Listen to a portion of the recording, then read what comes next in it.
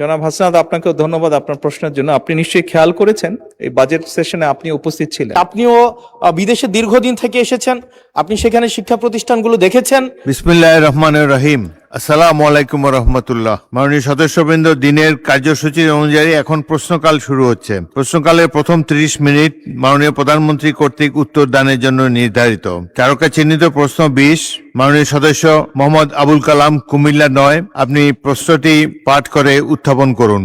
বিসমিল্লাহির রহমানির রহিম। মাননীয় স্পিকার, আপনাকে ধন্যবাদ। মাননীয় স্পিকার, মাননীয় প্রধানমন্ত্রী কর্তৃক উত্তর দানের জন্য আমার তারকা চিহ্নিত প্রশ্ন নম্বর 20 মহান জাতীয় সংসদে উত্থাপন করছি। মাননীয় প্রধানমন্ত্রী, অনুগ্রহ করিয়া বলিবেন কি সনাতনী কৃষি থেকে বেরিয়ে গবেষণা, প্রযুক্তি এবং যান্ত্রিকীকরণের জোর দিয়ে কৃষিকে প্রযুক্তি নির্ভর, লাভজনক এবং টেকসই খাতে রূপান্তরের লক্ষ্যে আপনার সরকার কোনো পদক্ষেপ গ্রহণ করিয়াছে কিনা এবং করিলে তাহা কি?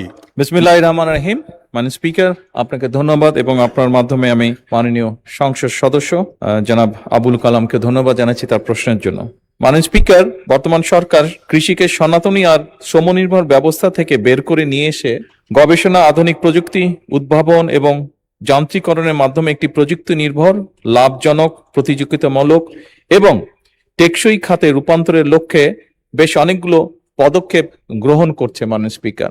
কারণ আজকে থেকে 10 বছর বলি, 20 বছর বলি, 30 বছর আগে আমাদের যেই জনসংখ্যা ছিল, আমাদের জনসংখ্যা অনেক বৃদ্ধি পেয়েছে। তার ফলে আমাদের যে কোনো কৃষিজাত পণ্য উৎপাদন আমাদেরকে বাড়াতে হবে এবং সেই জন্য সনাতনী পদ্ধতিতে যদি আমরা থাকি এই উৎপাদন বাড়ানো সম্ভব নয়। মাননীয় স্পিকার, বর্তমান সরকার যে সকল ব্যবস্থা গ্রহণ করতে চাইছে তার মধ্যে একটি হচ্ছে ডিজিটাল ও স্মার্ট কৃষি ব্যবস্থা প্রতিষ্ঠা। সরকার মাননীয় স্পিকার কৃষিকে প্রযুক্তি নির্ভর করার জন্য কৃষি ব্যবস্থাপনায় ডিজিটাল প্রযুক্তির ব্যবহার সম্প্রসারণ করতে চাইছে। কৃষক নিবন্ধন, কৃষক ডাটাবেজ, ডিজিটাল কৃষি সেবা, মোবাইল ভিত্তিক আবহাওয়া তথ্য, বাজার তথ্য, কৃষি পরামর্শ, এক্সটেনশন সেবার সম্প্রসারণ এবং কৃষি সেবার অনলাইন প্ল্যাটফর্ম চালুর উদ্যোগ নেওয়া হচ্ছে মাননীয় স্পিকার। এর বাইরে একই সাথে কৃষক কার্ড, কৃষকের ডিজিটাল ডাটাবেজ এবং সরকারি সেবা কৃষকের নিকট সরাসরি পৌঁছে দেবার জন্য কৃষক কার্ড বিতরণ কার্যক্রম শুরু করতে যাচ্ছে ইনশাল্লাহ সরকার। এর মধ্যে 17টি উপজেলায় পাইলট প্রকল্পের কাজ শেষ করা হয়েছে এবং মাননীয় স্পিকার এই কর্মসূচির মাধ্যমে আগামী 5 বছর সারা দেশে ইনশাল্লাহ সরকার 2,75,00,000 কৃষককে ডিজিটাল প্ল্যাটফর্মের ভিতরে নিয়ে আসবে, যেটি কিনা কৃষক কার্ড। মাননীয় স্পিকার, উৎপাদন ব্যয় হ্রাস, শ্রম সংকট মোকাবেলা এবং কৃষিকে লাভজনক করতে কৃষিকে অবশ্যই যান্ত্রিকরণ করা হচ্ছে। যন্ত্রের ব্যবহার কৃষিতে বাড়ানোর চেষ্টা করা হচ্ছে। একই সাথে সরকার কৃষিতে রিমোট সেন্সিং, কৃত্রিম বুদ্ধিমত্তা বা AI, internet of things, drone প্রযুক্তি, জিআইএস, স্যাটেলাইট তথ্য, বিগ ডাটা এবং আধুনিক তথ্য প্রযুক্তির ব্যবহার সম্প্রসারণের উদ্যোগও গ্রহণ করছে। এইসব প্রযুক্তির মাধ্যমে ফসলের স্বাস্থ্য ও ফলন পর্যবেক্ষণ, রোগবালাই শনাক্তকরণ, সুনির্দিষ্ট সার এবং সেচ ব্যবস্থাপনা এবং উৎপাদন পরিকল্পনার অধিক কার্যকর ও বিজ্ঞান ভিত্তিক হবে বলে আমরা দৃঢ়ভাবে বিশ্বাস করি। মাননীয় স্পিকার, আধুনিক প্রযুক্তি এবং তথ্য নির্ভর প্রিসিশন এগ্রিকালচার চালু করে উৎপাদন যে খরচ সেটি কমানো এবং কৃষকের আয় বৃদ্ধি করা অন্যতম একটি লক্ষ্য আমাদের। সুষম, নিরাপদ ও পুষ্টি নিশ্চিত করার লক্ষ্যে যথোপযুক্ত প্রণোদনার মাধ্যমে কৃষি খাতকে পুনর্বাসন এবং বিকশিত করারও পরিকল্পনা রয়েছে। একই সাথে মাননীয় স্পিকার, দেশের কোন এলাকায় কোন সময় কোন ফসল ভালো হবে, কি পরিমাণ সার লাগবে, আবহাওয়ার পূর্বাভাস ইত্যাদি সংক্রান্ত পরামর্শ প্রদান করা হচ্ছে এবং এটিকে আরো অর্গানাইজ করা হবে কৃষক কার্ডের মাধ্যমে। সরকার রাসায়নিক সারের উপরে নির্ভরতা কমিয়ে জৈব সার, বায়ো ফার্টিলাইজার এবং পরিবেশ বান্ধব কৃষি প্রযুক্তির ব্যবহার বৃদ্ধি করারও উদ্যোগ গ্রহণ করেছে। জলবায়ু পরিবর্তনের প্রভাব মোকাবেলায় কৃষিকে জলবায়ু স্মার্ট এবং অভিযোজন সক্ষম খাতে রূপান্তর করা হবে। সরকারের উপরোক্ত পদক্ষেপ গ্রহণের ফলে মাননীয় স্পিকার, কৃষি আরো উৎপাদনশীল, লাভজনক, রফতানিমুখী এবং টেকসই খাতে পরিণত হতে যাচ্ছে ধীরে ধীরে, যা আধুনিক অর্থনৈতিক উন্নয়ন এবং খাদ্য নিরাপত্তা নিশ্চিতকরণে ইনশাআল্লাহ গুরুত্বপূর্ণ অবদান রাখবে। ধন্যবাদ মাননীয় স্পিকার। ধন্যবাদ মাননীয় প্রধানমন্ত্রী। মাননীয় সদস্য মোহাম্মদ আবুল কালাম, আপনি একটি সম্পূরক প্রশ্ন উত্থাপন করতে পারেন। মাননীয় স্পিকার, আপনাকে ধন্যবাদ। আমার প্রশ্নের তথ্যবহুল উত্তর দানের জন্য আমি মাননীয় প্রধানমন্ত্রীকে আন্তরিক ধন্যবাদ সহ কৃতজ্ঞতা জানাচ্ছি। মাননীয় স্পিকার, আমাদের জাতীয় অর্থনীতি ও দৈনন্দিন জীবনে কৃষির অবদান অপরিসীম। কৃষি আমাদের খাদ্য নিরাপত্তা সহ জিডিপিতে গুরুত্বপূর্ণ অবদান রেখে চলছে।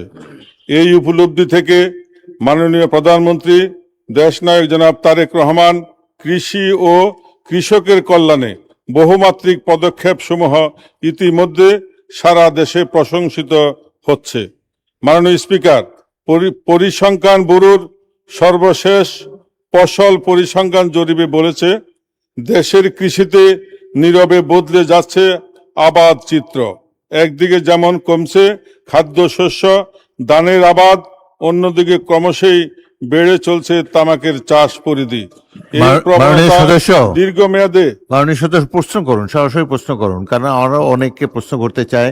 এমত অবস্থা মাননীয় প্রধানমন্ত্রীর নিকট আমার সম্পূরক প্রশ্ন কৃষকদের জন্য লাভজনক বিকল্প খাদ্য অর্থকরী ফসলের বাজার নিশ্চিত করার মাধ্যমে কৃষকদের তামাক চাষের প্রতি নির্ভরতা কমাতে সরকার কোনো পদক্ষেপ গ্রহণ করবেন কিনা এবং করিলে তাহা কি?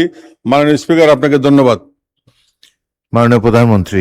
স্পিকার, আমরা এরই মধ্যে উদ্যোগ গ্রহণ করেছি যে সকল এলাকায়, যে সকল জমিতে তামাক চাষ হয় এটার পরিধি যাতে না বাড়ে সেই ব্যাপারে উদ্যোগ গ্রহণ করা হয়েছে এবং আমরা আশা করি আমাদের এই উদ্যোগগুলি পর্যায়ক্রমিকভাবে কার্যকরী হবে। ধন্যবাদ।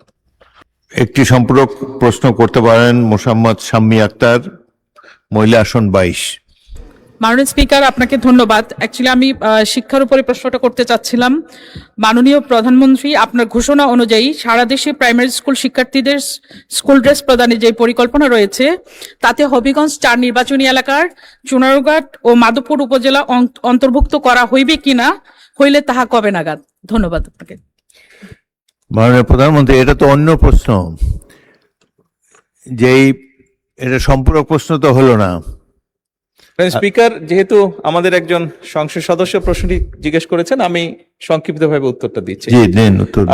মাননীয় সংসদ সদস্য, আপনার প্রশ্নের উত্তরে আমরা এতটুকু বলতে পারি, আপনি যেটা বলেছেন আমরা ক্লাস 1 থেকে ক্লাস 5 পর্যন্ত প্রাইমারি স্কুলের বাচ্চাদেরকে স্কুল ড্রেস প্রদানের পরিকল্পনা গ্রহণ করেছি।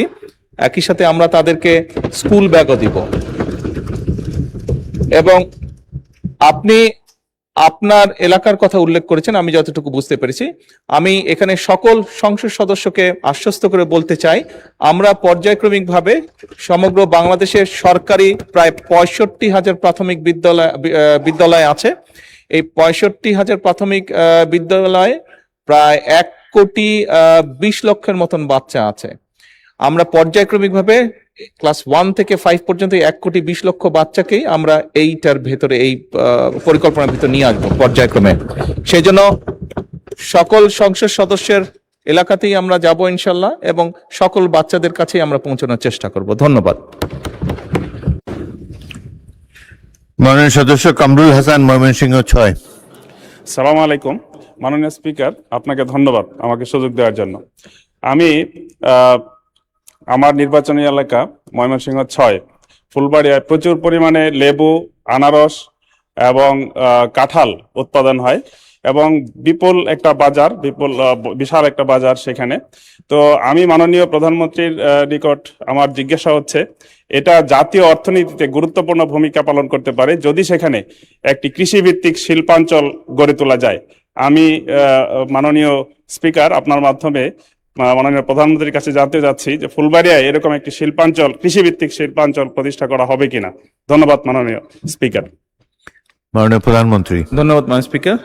মাননীয় সংসদে আপনাকে ধন্যবাদ আপনার এই প্রশ্নটির জন্য। আপনার ওখানে আপনি যে বলেছেন আনারস, আপনার নিশ্চয়ই খেয়াল আছে বেশ ক বছর আগে একটি আনারসের ইন্ডাস্ট্রি করা হয়েছিল ওখানে, জানেন বোধহয় আপনি, বাট বিভিন্ন কারণে সেটি সাপোর্ট না পাওয়ার কারণে বন্ধ হয়ে গিয়েছে। আমরা উদ্যোগ গ্রহণ করছি বিভিন্ন মিল কারখানা যেগুলো বন্ধ আছে সেগুলোকে চালু করার জন্য এবং কৃষি খাতে যে মিল ফ্যাক্টরি আছে সেগুলোকে আমরা চেষ্টা করছি আবার চালু করার জন্য। এটি গেল একটি। দ্বিতীয়টি হচ্ছে আলাদাভাবে আপনার ওখানে হয়তো ইন্ডাস্ট্রিয়াল জোন করার পরিকল্পনায় নেই আমাদের, কিন্তু যেটা বন্ধ হয়ে গেছে সেটাকে কিভাবে চালানো যায় সেটার আমরা চেষ্টা করছি।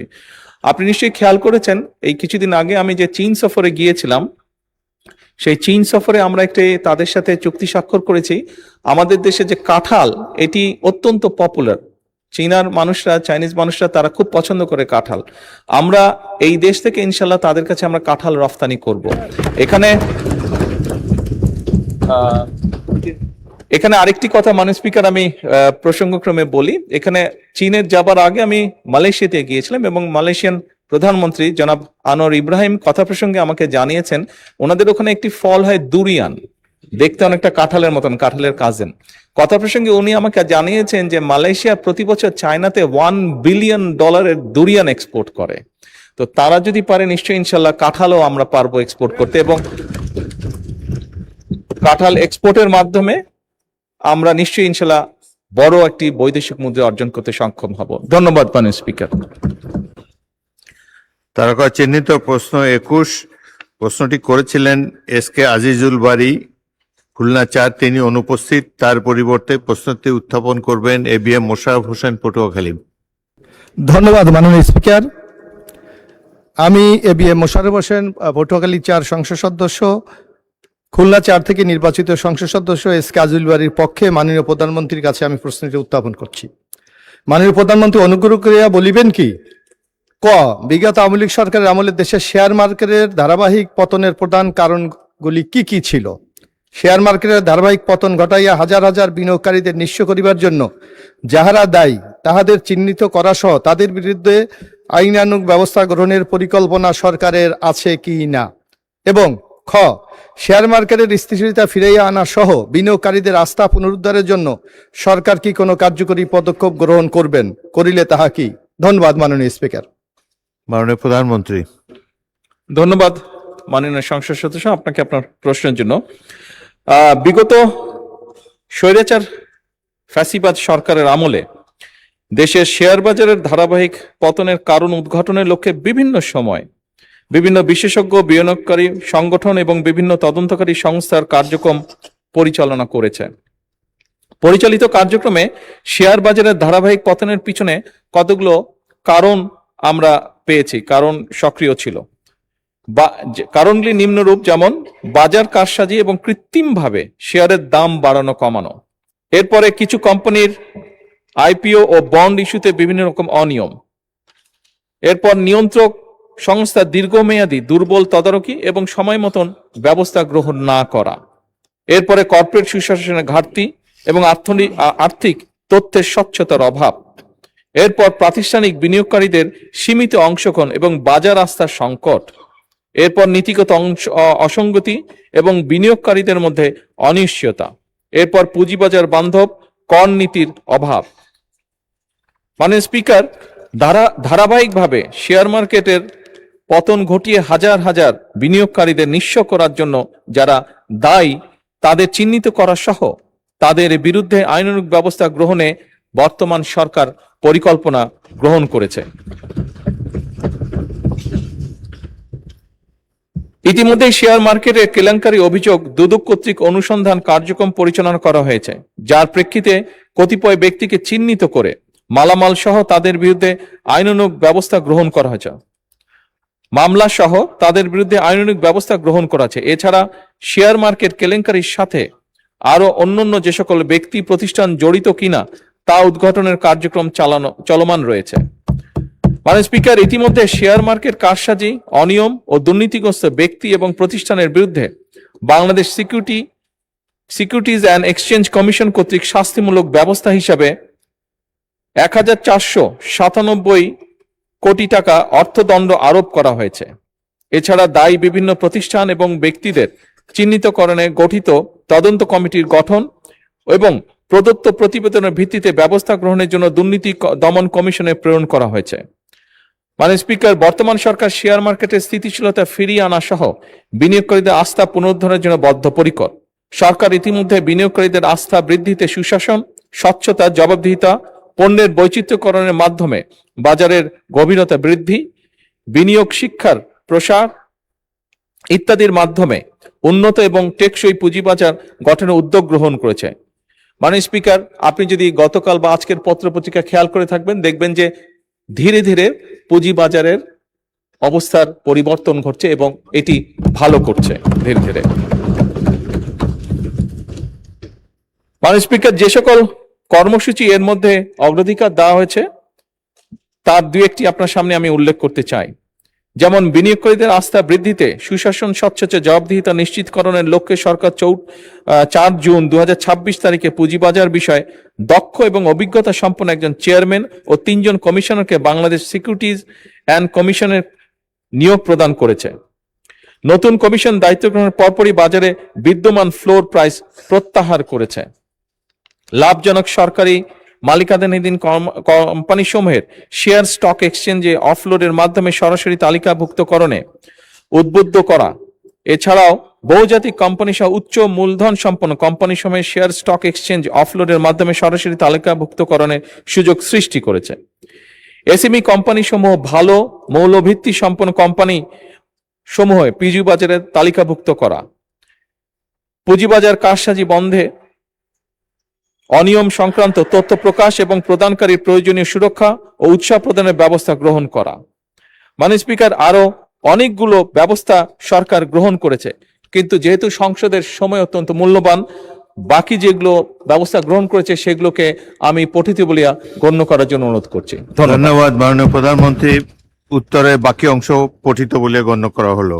মাননীয় সদস্য ABM মোশাররফ হোসেন একটি সম্পূরক প্রশ্ন করতে পারেন, সংক্ষেপে প্রশ্ন করবেন। ধন্যবাদ মাননীয় স্পিকার। আমি মাননীয় প্রধানমন্ত্রীর কাছে জানতে চাচ্ছি যে সরকারি অনেক প্রতিষ্ঠান আছে যাদেরকে এখনো পুঁজিবাজারে শেয়ার আনা হয় নাই। এই সরকারি শেয়ারগুলি পুঁজিবাজারে আনার জন্য সরকার কোনো পরিকল্পনা গ্রহণ করবেন কিনা? মাননীয় প্রধানমন্ত্রী। মাননীয় সংসদ, আপনাকে ধন্যবাদ। সরকারের অনেকগুলো কোম্পানিকে আনা হয়নি, সরকারি কোম্পানি, এগুলো আমরা অ্যাসেস করে দেখব। যদি মনে হয় যে যাদেরকে আমরা দায়িত্ব দেব, যদি তাদের সুপারিশ থাকে যে এইগুলোকে পুঁজিবাজারে এনলিস্ট করলে আমরা ভালো ফলাফল পাবো, অবশ্যই আমরা সেই পদক্ষেপ গ্রহণ করব। মাননীয় স্পিকার, ধন্যবাদ।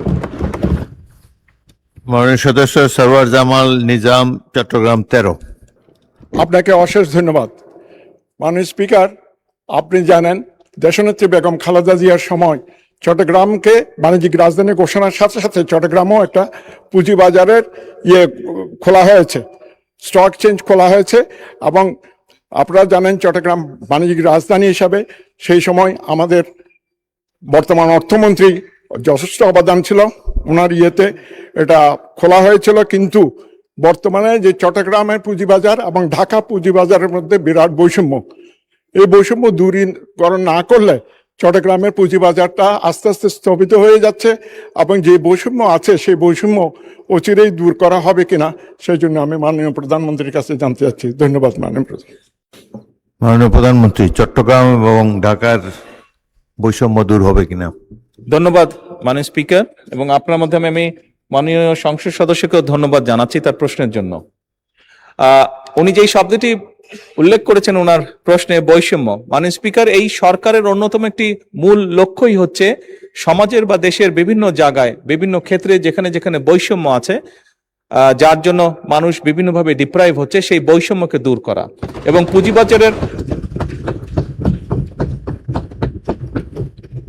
পুঁজিবাজারের ক্ষেত্রেও এই বিষয়টি প্রযোজ্য। মাননীয় স্পিকার, আমি একটু আগে মূল প্রশ্নের উত্তরে আমি বলেছিলাম যে আমরা কয়েকজন বিশেষজ্ঞ ব্যক্তিকে দায়িত্ব দিয়েছি, নিযুক্ত করা হয়েছে তাদেরকে সিকিউরিটি এক্সচেঞ্জে, এবং অবশ্যই আমরা আশা করি যে তারা আমাদেরকে সঠিক পরামর্শ দিবেন, যার ভিত্তিতে শুধু ঢাকা নয়, চিটাগং স্টক এক্সচেঞ্জকেও আমরা ইনশাল্লাহ শক্তিশালী স্টক এক্সচেঞ্জে রূপান্তর করতে পারবো। ধন্যবাদ। মাননীয় সদস্য আব্দুল হান্নান মাসুদ, নোয়াখালী 6। মাননীয় স্পিকার, আপনাকে ধন্যবাদ। মাননীয় স্পিকার, আপনার মাধ্যমে মাননীয় প্রধানমন্ত্রীর কাছে প্রশ্ন রাখতে চাই। বাংলাদেশের কয়েক ডজন বীমা কোম্পানি যারা বিভিন্ন প্রতারণামূলক অফার দিয়ে মানুষের বীমার টাকা আত্মসাৎ করেছে এবং আওয়ামী লীগ সময়ে লক্ষ লক্ষ কোটি টাকা বীমা কোম্পানিগুলা থেকে তারা লুটপাট করে নিয়েছে। এই বীমা কোম্পানিগুলোর ব্যাপারে এবং মানুষ যারা এখানে অর্থ জমা রেখেছে সেগুলা পুনরুদ্ধারে সরকার কোনো উদ্যোগ নেবে কিনা। আমার উপজেলা সহ সারা বাংলাদেশে এরকম লক্ষ লক্ষ ক্ষতিগ্রস্ত মানুষ রয়েছেন যাদের টাকা বীমা কোম্পানিগুলো আত্মসাৎ করেছে। ধন্যবাদ মাননীয় স্পিকার। মাননীয় প্রধানমন্ত্রী। মাননীয় স্পিকার, ধন্যবাদ আপনাকে এবং আপনার মাধ্যমে আমি সংসদ সদস্যকেও ধন্যবাদ জানাচ্ছি তার প্রশ্নের জন্য। নিশ্চয়ই সংসদ সদস্য আপনার ধারণা আছে, মাননীয় সংসদ সদস্য আপনার ধারণা আছে যে এই যে সকল যে বীমা কোম্পানি এটার যে একটা হেড আছে তাকে ইডরা বলে, এবং আপনি নিশ্চয়ই অবগত আছেন যে ইডরা নতুন একজন চেয়ারম্যান নিযুক্ত করা হয়েছে। আপনার যে অভিযোগ আপনি তুললেন, অলরেডি এর ভিতরেই চেয়ারম্যান এটি ইনভেস্টিগেশন করছে, এরকম যেগুলো কমপ্লেন হচ্ছে সবগুলো ইনভেস্টিগেশন করছে। ইনভেস্টিগেশনটা কমপ্লিট হলে তখন আইন অনুযায়ী আমরা ব্যবস্থা গ্রহণ করতে পারবো। ধন্যবাদ মাননীয় স্পিকার। তারকা চিহ্নিত প্রশ্ন 22, মাননীয় সদস্য মোহাম্মদ জাহিদুল ইসলাম দলু, নওগাঁ 5। আপনি প্রশ্নটি পাঠ করে উত্থাপন করুন। মাননীয় স্পিকার, আপনাকে ধন্যবাদ। আমি আপনার মাধ্যমে মাননীয় প্রধানমন্ত্রীকে অনুগ্রহ করিয়া বলিবেন কি, দেশের নতুন শিক্ষা কার্যক্রম বাস্তবায়ন, শিক্ষকদের গুণগত প্রশিক্ষণ নিশ্চিতকরণ এবং বিদ্যালয় সমূহের অবকাঠামো উন্নয়ন এবং ঝরিয়া পড়া শিক্ষার্থীদের হার শূন্যে আনিতে বাজেটের শিক্ষা খাতে বিশেষ কোনো অগ্রাধিকারমূলক বরাদ্দ আছে কিনা? ধন্যবাদ। মাননীয় প্রধানমন্ত্রী। ধন্যবাদ মাননীয় স্পিকার, ধন্যবাদ মাননীয় সংসদ সদস্য আপনার প্রশ্নের জন্য। দেশের শিক্ষা ক্রম বাস্তবায়নে শিক্ষকদের যে গুণগত প্রশিক্ষণ নিশ্চিতকরণ, বিশ্ববিদ্যালয় সমূহের অবকাঠামোগত উন্নয়ন এবং শিক্ষার্থীদের অংশগ্রহণ বৃদ্ধি এবং বিশেষ করে ঝরে পড়া রোধে অর্থাৎ শিক্ষা খাতের সার্বিক উন্নয়নে সরকার 2026 এবং 27 অর্থ বছরে বাজেটে শিক্ষা খাতে বরাদ্দ বৃদ্ধি করে প্রথমবারের মতন জিডিপির 2% উন্নীত করেছে। মাননীয় স্পিকার, 2026-27 অর্থ বছরে সেকেন্ডারি এডুকেশন ডেভেলপমেন্ট প্রোগ্রামে শিক্ষা মন্ত্রণালয় মোট 4199 কোটি টাকা, মাধ্যমিক ও উচ্চশিক্ষা বিভাগে 3599 কোটি টাকা এবং কারিগরি ও মাদ্রাসা শিক্ষা বিভাগে 600 কোটি টাকা বরাদ্দ রেখেছে। এডিপির আওতায় মোট 10টি স্কিম চলমান রয়েছে। এই 10টি স্কিমের মধ্যে একটি স্কিম ন্যাশনাল কারিকুলাম ডিমেনশন এবং ডিসেমিনেশন এবং শিক্ষাবৃন্দের প্রশিক্ষণের জন্য রাখা হয়েছে মাননীয় স্পিকার। এছাড়াও learning acceleration in education secondary education প্রকল্পের আওতায় শিক্ষক প্রশিক্ষণের জন্য 810 কোটি টাকা বরাদ্দ রাখা হয়েছে, যার মাধ্যমে মোট 3,47,021 জন শিক্ষক, প্রতিষ্ঠান প্রধান এবং সংশ্লিষ্ট জনবলকে প্রশিক্ষণ প্রদান করা হবে। প্রশিক্ষণ কার্যক্রমের মধ্যে রয়েছে বেসিক ট্রেনিং, বিষয়ভিত্তিক প্রফেশনাল ডেভেলপমেন্ট ট্রেনিং, শিক্ষা প্রতিষ্ঠান প্রধানদের লিডারশিপ ট্রেনিং, ভোকেশনাল শিক্ষকদের প্রশিক্ষণ, ব্লেন্ডেড লার্নিং, আইসিটি, লাইব্রেরি ব্যবস্থাপনা, শিক্ষার্থীদের মানসিক স্বাস্থ্য এবং বুলিং প্রতিরোধ ও জলবায়ু পরিবর্তন বিষয়ে প্রশিক্ষণ। মাধ্যমিক পর্যায়ে শিক্ষা প্রতিষ্ঠানের অবকাঠামো উন্নয়নে 2026-27 অর্থ বছরে পরিচালন বাজেটে 3040 কোটি টাকা বরাদ্দ করা হয়েছে, যার মধ্যে মাধ্যমিক ও উচ্চশিক্ষা বিভাগে 2196 কোটি টাকা এবং কারিগরি ও মাদ্রাসা শিক্ষা বিভাগের অনুকূলে 844 কোটি টাকা বরাদ্দ রাখা হয়েছে। মাননীয় স্পিকার, আরো অনেকগুলো ব্যবস্থা নেওয়া হয়েছে, কিন্তু আমি আগেও বলেছি অত্যন্ত মূল্যবান সময় এই সংসদে, সেই জন্য বাকি যে উত্তরগুলো আছে সেগুলোকে পঠিত বলিয়া গণ্য করার জন্য অনুরোধ করছি। ধন্যবাদ। ধন্যবাদ মাননীয় প্রধানমন্ত্রী। এই প্রশ্নের উত্তরের বাকি অংশ পঠিত বলে গণ্য করা হলো।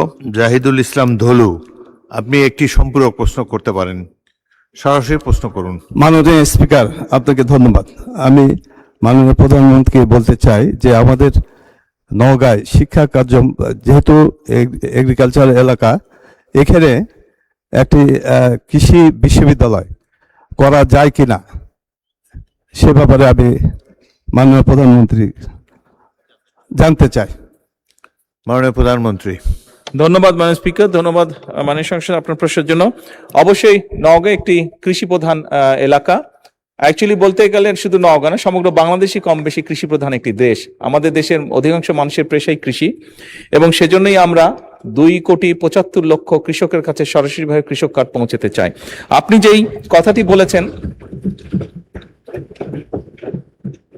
আপনি যেই কথাটি বলেছেন, আপনি আপনার অবস্থান থেকে আপনি যদি সরকারের কাছে একটি আমাদের সরকারের কাছে, শিক্ষা মন্ত্রণালয়ের কাছে বা কৃষি মন্ত্রণালয়ের কাছে যদি আপনি একটি আবেদন দেন এই উপলক্ষে, আমরা বিষয়টি অবশ্যই পরিচালনা করব এবং যদি সম্ভব হয় অবশ্যই সেখানে আমরা এই প্রতিষ্ঠানটি স্থাপন করব। ধন্যবাদ। মোহাম্মদ আবুল হাসনাত, কুমিল্লা ৪। ধন্যবাদ মাননীয় স্পিকার। মাননীয় প্রধানমন্ত্রীকে ধন্যবাদ জানাচ্ছি সেকেন্ডারি এডুকেশন ডেভেলপমেন্ট প্রোগ্রাম হাতে নেওয়ার জন্য, একই সাথে সাথে learning acceleration program in secondary education হাতে নেওয়ার জন্য। মাননীয় স্পিকার, আপনার মাধ্যমে আমার প্রশ্নটি হচ্ছে, একটা বিশ্ববিদ্যালয়ের শিক্ষার্থী অথবা যারা চাকরি প্রার্থীরা যখন প্রাথমিক বিদ্যালয়ে শিক্ষক হিসাবে চাকরি করতে যান, তখন সেখানে 11,000 টাকা বেসিক দিয়ে শুরু করেন বর্তমান প্রেক্ষাপটে। অর্থাৎ এই চাকরিটা হচ্ছে 13 গ্রেডের চাকরি এবং 3য় শ্রেণীর। একজন যখন সেকেন্ডারি এডুকেশনে চাকরি করতে যান তখন বেসিক বেতন পান 16,000 টাকা। এটা 10ম গ্রেডের এবং 2য় শ্রেণীর চাকরি। আমাদের দেশের প্রাথমিক শিক্ষা এবং মাধ্যমিক শিক্ষা এই দুইটা হচ্ছে ফিডার ইনস্টিটিউশন। আমরা যদি ভালো শিক্ষার্থী ফিডার ইনস্টিটিউশন থেকে আমরা টারশিয়ারিতে পাঠাতে পারি, তাহলে সেখানে একটা রিসার্চ বেসড আমরা একটা আউটকাম পাবো। মাননীয় প্রধানমন্ত্রীর কাছে আমার প্রশ্ন, বর্তমান বাস্তবতায় 11,000 টাকা বেসিক এবং 16,000 টাকা বেসিক দিয়ে এই আসলে শিক্ষক হতে আগ্রহ নিয়ে এসে এখানে আসলে দিন শেষে সার্ভাইভ করা খুব কঠিন হয়ে যায়। সেজন্য প্রাথমিক এবং মাধ্যমিক শিক্ষকদের বর্তমান প্রেক্ষাপটে, আপনিও বিদেশে দীর্ঘদিন থেকে এসেছেন, আপনি সেখানে শিক্ষা প্রতিষ্ঠানগুলো দেখেছেন, সেই বাস্তবতায় আমরা এই ফিডার ইনস্টিটিউশনগুলোর শিক্ষকদের মান উন্নয়নের জন্য, তাদের বেতন বৃদ্ধির জন্য, যাতে করে বেশি বেশি মানুষ বা শিক্ষার্থী এই ধরনের চাকরিগুলি করতে আগ্রহী হয়, সেটার জন্য আপনার বিশেষ কোনো পরিকল্পনা রয়েছে কিনা সেটি জানতে চাচ্ছি মাননীয় স্পিকার। মাননীয় প্রধানমন্ত্রী। মাননীয় স্পিকার, আপনাকে ধন্যবাদ এবং জনাব হাসনাত, আপনাকেও ধন্যবাদ আপনার প্রশ্নের জন্য। আপনি নিশ্চয়ই খেয়াল করেছেন এই বাজেট সেশনে আপনি উপস্থিত ছিলেন এবং আমার এই প্রথম প্রশ্ন যেটা ছিল মূল প্রশ্ন, সেখানে আমি বলেছি যে এই বাজেটে টোটাল জিডিপি 2% আমরা শিক্ষার জন্য রেখেছি। এবং শুধু তাই নয়, আমাদের যেটি পরিকল্পনা আছে, আমরা পরিকল্পনা মতন যদি আগাতে পারি, ইনশাল্লাহ আমরা শিক্ষা খাতে বাজেট 5 বছর শেষে 5% নিয়ে যেতে চাই। এবং অবশ্যই এগুলো আমরা যখন দেখেছি, স্বৈরাচারের সময় শুধু বিল্ডিং হয়েছে কিন্তু হিউম্যান রিসোর্সের কোনো উন্নতি হয় নাই। আমি আপনার সাথে সম্পূর্ণ একমত যে আমরা যদি আমাদের প্রাইমারি এবং সেকেন্ডারি এই শিক্ষকদেরকে যদি আমরা সঠিকভাবে ট্রেনিং দিতে না পারি, কিন্তু শুধু ট্রেনিং না, ট্রেনিং এর সাথে তাদেরকে তাদের সম্মানীয় যদি বৃদ্ধি করতে না পারি, তাহলে অবশ্যই আমরা প্রত্যাশা করি না যে তারা ভালো কিছু ডেলিভার করতে পারবেন। আমাদের তাদেরকে প্রশিক্ষণ দেওয়ার যেরকম কর্মসূচি রয়েছে, প্রশিক্ষণ দেওয়ার যেরকম পরিকল্পনা রয়েছে, বোথ সেকেন্ডারি অ্যান্ড প্রাইমারি, একই সাথে পর্যায়ক্রমিক ভাবে আমরা যাতে তাদের সম্মানীয় বৃদ্ধি করতে পারি। আমরা অনেক সময় দেখি যে প্রাইমারি স্কুলের টিচাররা, এই সংসদে দাঁড়িয়েও আমি বলেছি যে অনেক সময় আমরা এখনো দেখি যে প্রাইমারি স্কুলের শিক্ষকরা তাড়াতাড়ি করে ক্লাস করিয়ে হয়তো আরেকটি একটি কোনো জবে অথবা কৃষিকার্যে যেটাই হোক একটি সেকেন্ড জবে তাকে যেতে হয়, তা না হলে তার জন্য সংসার চালানো কষ্টকর হয়ে যায়। সেকেন্ডারি স্কুলের ক্ষেত্রে আমরা অনেক শিক্ষকের ক্ষেত্রেই দেখেছি এরকম ঘটনা ঘটে। এই কাজটি যাতে তাদের না করতে হয় এবং তারা যাতে সঠিকভাবে তাদের সময় এবং তাদের মেধা শিক্ষার্থীদের পেছনে ব্যয় করতে পারেন, সেই জন্য তাদের সম্মানই বাড়ানো প্রয়োজন বলে আমরাও মনে করি এবং পর্যায়ক্রমিকভাবে আমরা এই কাজটি ইনশাল্লাহ করব এই দেশে। ধন্যবাদ মাননীয় স্পিকার। মাননীয় সদস্য হেলেন জেরিন খান, মাদারীপুর। প্রধানমন্ত্রী যে উত্তর দিয়েছেন সেই সম্পর্কে সম্পূরক প্রশ্ন করবেন। মাননীয় স্পিকার, আপনাকে ধন্যবাদ। মাননীয় প্রধানমন্ত্রীর কাছে আমার প্রশ্ন হলো, যখনই বিএনপি ক্ষমতায় আসে তখনই দেখা যায় নারীর উন্নয়ন, নারী শিক্ষা, নারী জাগরণে যুগান্তকারী ভূমিকা রাখে এবারও আমরা দেখেছি মাননীয় প্রধানমন্ত্রী, বিশেষ করে দেশনেত্রী বেগম খালেদা জিয়া ম্যাট্রিক এবং ইন্টারমিডিয়েট পর্যন্ত যে অবৈতনিক শিক্ষা ব্যবস্থা চালু রেখেছিলেন সেটা আবার ডিগ্রি পর্যন্ত নিয়ে গিয়েছেন। সেই জন্য ব্যক্তিগতভাবে ধন্যবাদ দিচ্ছি। আমি যে প্রশ্নটি করতে চাই মাননীয় প্রধানমন্ত্রীকে, মাননীয় প্রধানমন্ত্রী, আমি 91 থেকে 96 পর্যন্ত এদেশের সর্ববৃহৎ মহিলা কলেজ ইডেন বিশ্ববিদ্যালয় কলেজের নির্বাচিত ভিপি ছিলাম এবং সেই সময় আমি মাননীয় শিক্ষামন্ত্রী এবং মাননীয় প্রধানমন্ত্রী দেশনেত্রী বেগম খালেদা জিয়ার সাথে আমি কথাও বলেছিলাম এবং সেই সময় অসংখ্য দেশনেত্রী বেগম খালেদা জিয়ার নেতৃত্বে ইডেন কলেজকে বিশ্ববিদ্যালয় করবার জন্য সকল প্রস্তুতি সম্পূর্ণ হয়েছিল। শুধুমাত্র রাজনৈতিক অস্থিরতার কারণে ওই সময় ডিক্লারেশনটা দেওয়া হয় নাই। এখন আমি বলতে চাই মাননীয় প্রধানমন্ত্রীর কাছে আমার বিনীত আবেদন যে এখন ইডেন কলেজে প্রায় 23,000 ছাত্রী লেখাপড়া করছে, ওই কলেজটিকে বিশ্ববিদ্যালয় করার কোনো পদক্ষেপ নেবেন কিনা।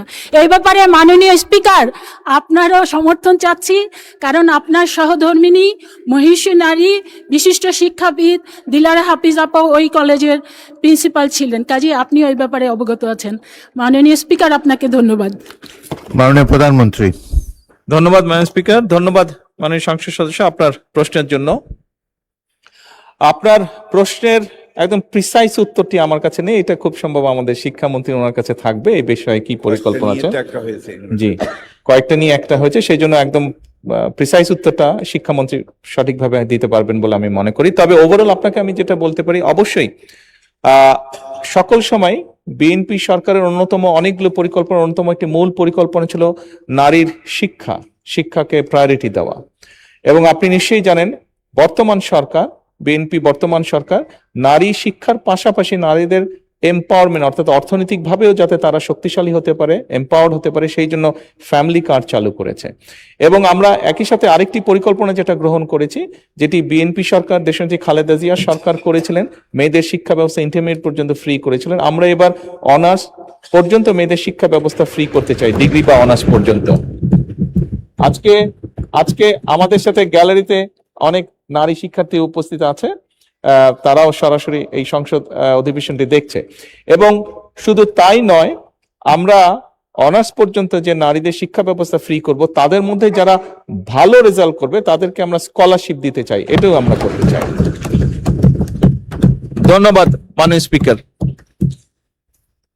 মাননীয় সদস্যবৃন্দ, মাননীয় প্রধানমন্ত্রীর জন্য নির্ধারিত প্রশ্ন জিজ্ঞাসা ও উত্তর পর্ব এখানেই শেষ হলো।